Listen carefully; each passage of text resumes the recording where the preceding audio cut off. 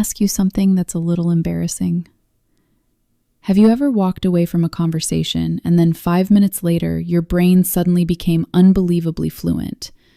You're walking down the street, maybe checking your phone, maybe waiting for the bus, and out of nowhere, your mind starts creating the perfect English sentences.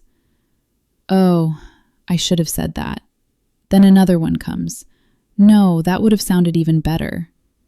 Suddenly your pronunciation is perfect, your confidence is perfect, your grammar is perfect, but the conversation is already over.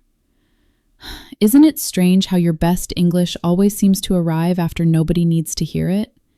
If you've ever replayed a conversation in your head all evening, changing every sentence you wish you had said, then you're about to discover something that almost every English learner experiences, but very few people ever talk about. It happened to me last Tuesday, and honestly, it wasn't some dramatic situation. I wasn't giving a speech.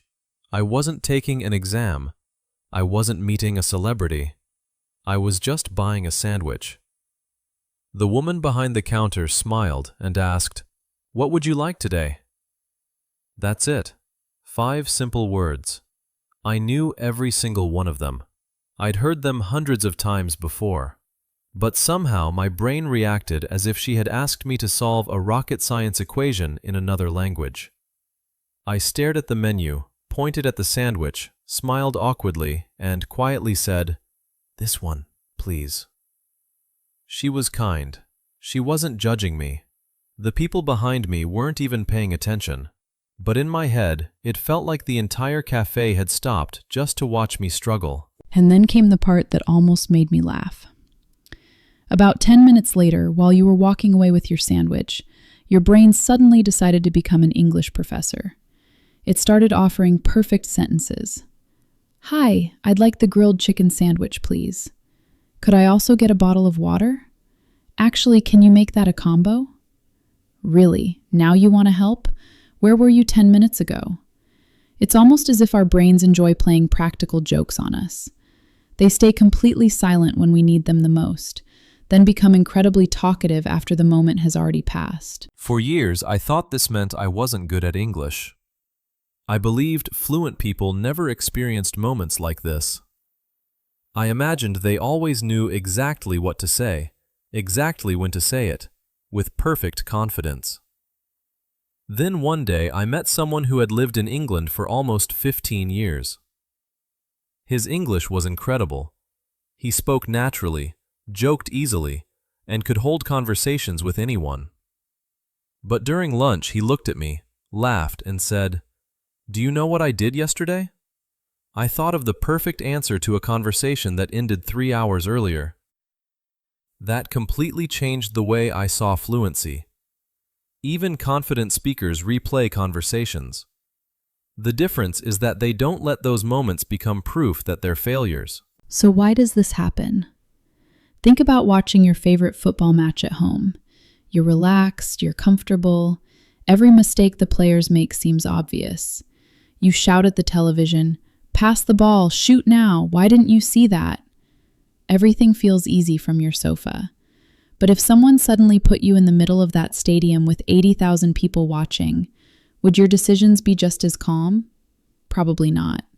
Speaking English works exactly the same way. Looking back is easy because the pressure has disappeared.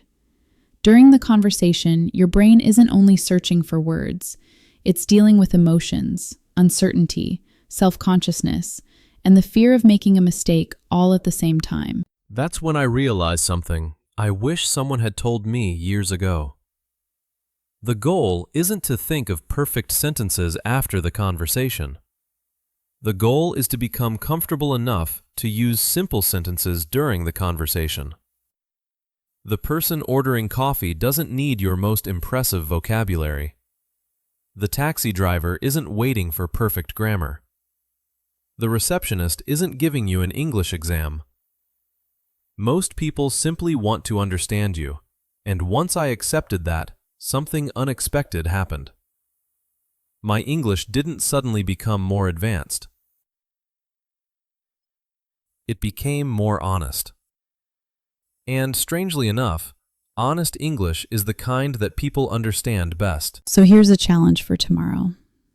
Don't try to win the conversation. Don't try to sound fluent. Don't try to impress anyone.